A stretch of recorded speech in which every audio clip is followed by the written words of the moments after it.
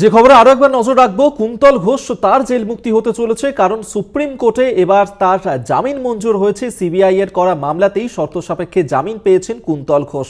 2023 সালে তার বিরুদ্ধে তাকে গ্রেফতার করেছিল কেন্দ্রীয় তদন্তকারী সংস্থা। নিয়োগ দুর্নীতির সঙ্গে জড়িত ছিলেন তিনি, এমনই অভিযোগ উঠেছিল কুন্তল ঘোষের বিরুদ্ধে। অবশেষে জামিন পেলেন তিনি। এর আগেই ইডির করা মামলাতে কলকাতা হাইকোর্টে তার জামিন মঞ্জুর হয়েছিল। এবার সুপ্রিম কোর্ট তার জামিন মঞ্জুর করলো সিবিআই এর মামলাতে। অর্থাৎ ইডি সিবিআই দুটি মামলাতেই জামিন পেয়েছেন কুন্তল ঘোষ। শর্ত সাপেক্ষে তার জামিন মঞ্জুর করা হয়েছে। নিয়োগ দুর্নীতি মামলাতেই নাম জড়িয়েছিল কুন্তল ঘোষের, এবং নিয়োগ দুর্নীতি মামলাতে 2023 সালে তাকে গ্রেফতার করা হয়েছিল। দুর্গাদাস বন্দ্যোপাধ্যায় নিউজ রুম থেকে আমাদের সঙ্গে এই মুহূর্তে রয়েছেন প্রতিনিধি, সরাসরি কথা বলবো। দুর্গাদাস, নিয়োগ দুর্নীতি মামলাতে একের পর এক জামিন আমরা দেখতে পাচ্ছি। অর্পিতা মুখোপাধ্যায় থেকে শুরু করে শান্তনু বন্দ্যোপাধ্যায়, এবার কুন্তল ঘোষ তিনিও জামিন পেলেন। ইডি এবং সিবিআই দুটি মামলাতেই জামিন পেলেন তিনি। কোন কোন শর্তে জামিন দেয়া হলো কুন্তল ঘোষকে? দেখো, প্রসঙ্গক্রমে তোমায় বলে রাখি যে আজ থেকে প্রায় 19 মাস আগে এই নিয়োগ দুর্নীতি মামলায় গ্রেপ্তার করা হয় কুন্তল ঘোষকে, এবং ইডি ও সিবিআই দুজনেই তাকে গ্রেপ্তার করে আর্থিক দুর্নীতি সঙ্গে যুক্ত থাকার অভিযোগে। 19 মাস জেল খাটা হয়েছে। 19 মাস ধরে তাকে বিভিন্ন ধরনের তাদের তদন্ত করা হয়েছে, তাকে জিজ্ঞাসাবাদ করা হয়েছে, বিভিন্ন ব্যক্তির নাম উঠে এসছে।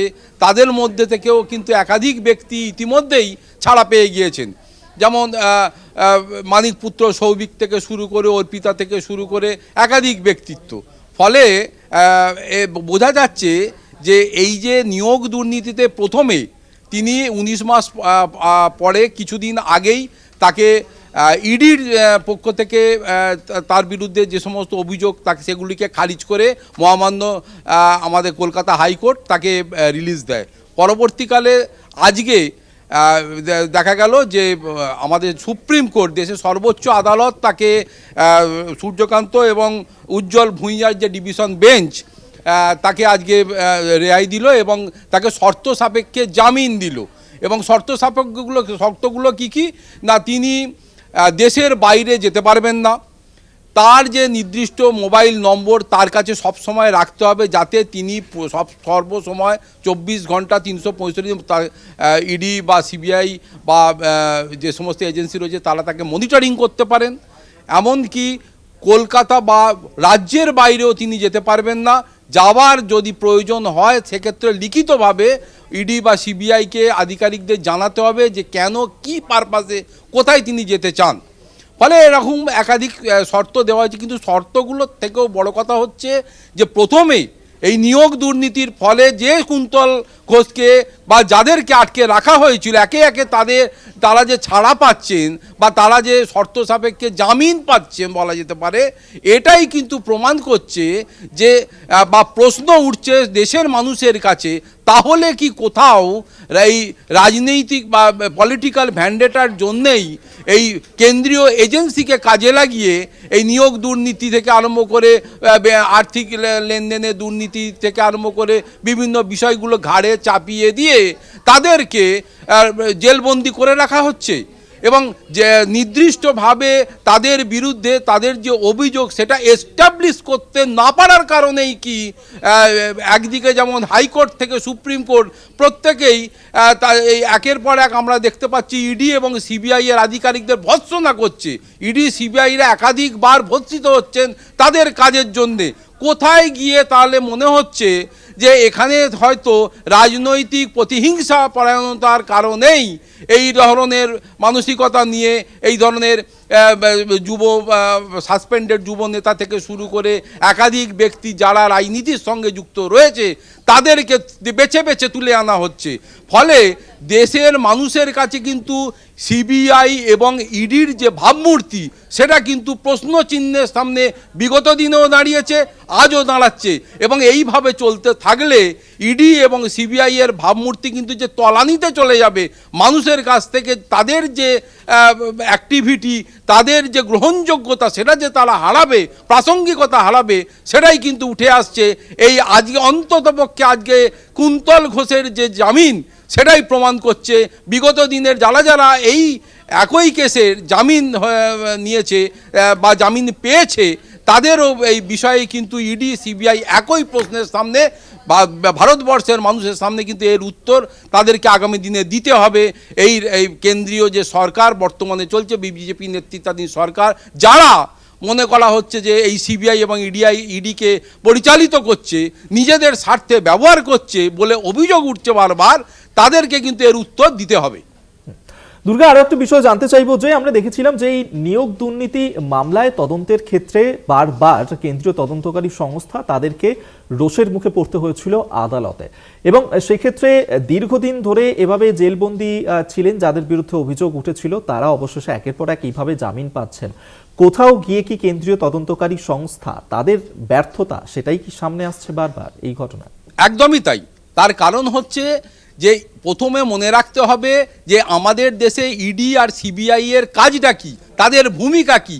তারা কেন্দ্রীয় এজেন্সি হিসাবে যে গুরু দায়িত্ব তাদের হাতে তুলে দেওয়া হয়েছে, যে আইন বা আইনের বলে তাদেরকে শক্তিশালী করা হয়েছে, এটা কি কোনোভাবে তারা মিসইউজ করছে?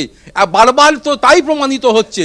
আমি কাউকে কোনো একটা নির্দিষ্ট অভিযোগের ভিত্তিতে তুলে নিয়ে এলাম, তার মানে মনে রাখতে হবে যে কাউকে যদি আমি গ্রেপ্তার করি কোনো একটা অভিযোগের ভিত্তিতে, তাহলে তার বিরুদ্ধে যে অভিযোগ রয়েছে তার নির্দিষ্ট প্রমাণও আমার হাতে থাকতে হবে। কিন্তু প্রমাণ যদি আমি মহামান্য আদালতের সামনে ঠিক সময়ে ঠিক প্রমাণ যদি পেশ না করতে পারি, প্রশ্নচিহ্নের সামনে আমাকে পড়তেই হবে। এবং এটা প্রমাণ করে দিয়ে যে বিগত দিনে যতবার হিয়ারিং হয়েছে আমরা দেখেছি, সেখানে কিন্তু আমরা দেখেছি যে তারা নির্দিষ্টভাবে কোনো প্রমাণ বা না মহামান্য হাইকোর্টের কাছে না সুপ্রিম কোর্টের কাছে তুলে ধরতে পেরেছি। ফলে কোথাও গিয়ে আমরা তদন্ত করছি, আমরা জিজ্ঞাসাবাদ করছি, এই ভাওতা দিয়ে যদি আমি কাউকে দিনের পর দিন একটা স্বাধীন রাষ্ট্রের মানুষকে আটকে রাখি, তাহলে এটা যে ক্ষমতার অপব্যবহার করা হচ্ছে, এটা কিন্তু মানুষের কাছে দিনের আলোর মতো পরিষ্কার হয়ে যাচ্ছে। ফলে আগামী দিনেও কিন্তু এই ধরনের দুর্নীতিগ্রস্ত মামলায় যদি কাউকে আমি অ্যালাউ করি বা গ্রেপ্তার করি, নির্দিষ্ট সময়ে আমাকে কিন্তু তথ্য প্রমাণ দিতে হবে, না হলে প্রশ্নচিহ্নের সামনে পড়তে হবে। এইভাবেই তারা ছাড়া পাবে। ধন্যবাদ তোমাকে। এতক্ষণ সরাসরি নিউজ রুম থেকে দুর্গাদাস বন্দ্যোপাধ্যায় আমাদের সঙ্গে ছিলেন প্রতিনিধি, এবং নিয়োগ দুর্নীতি মামলাতে জামিন পেলেন কুন্তল ঘোষ। ইডির মামলায় আগেই জামিন পেয়েছিলেন তিনি, এবার সুপ্রিম কোর্টে সিবিআই এর মামলাতেও শর্ত সাপেক্ষে জামিন মঞ্জুর হলো কুন্তল ঘোষ।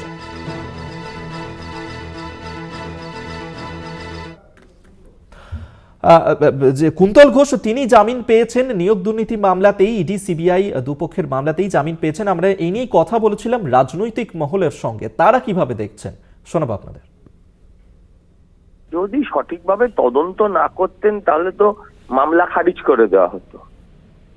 হ্যাঁ, জামিন পাওয়াটা বিচার প্রক্রিয়ার একটা স্বাভাবিক ব্যবস্থা।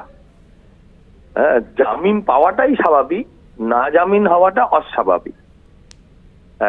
আসলে কিছু লোককে আমরা সমাজের মধ্যে দেখতে চাই না, তাই আমাদের বারবার মনে হয় যে এরা কেন আবার সামনে এসে ঘুরবে, এরা আবার আপনাদের টিভির সামনে এসে বড় বড় ভাষণ মারবে। দেখুন, দীর্ঘদিন জেলে ছিল, এই মামলাগুলোয় বোধহয় সর্বোচ্চ 7-8 বছরের শাস্তি হয়, তার মধ্যে 2-2.5 বছর বা তার বেশি সময় এরা কাটিয়ে ফেলেছে। স্বাভাবিকভাবে জামিন হয়েছে। জামিন হয়েছে মানে এই নয় যে বেকসুর খালাস হয়ে গেছে, বা এমন নয় যে মামলা খারিজ করে দেওয়া হয়। একজন মানুষকে তো বিচারাধীন বন্দী হিসেবে বেশি দিন আটকে রাখা যায় না, সেটা ভারতবর্ষের আইন বিরুদ্ধ।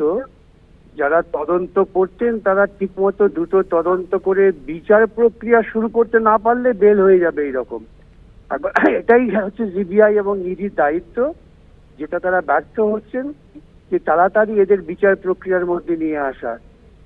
আমাদের তো এটাই বক্তব্য যে সিবিআই ইডি তারা সঠিকভাবে এই কাজগুলো করছেন না, সেই জন্য এরা জামিন পেয়ে যাচ্ছেন।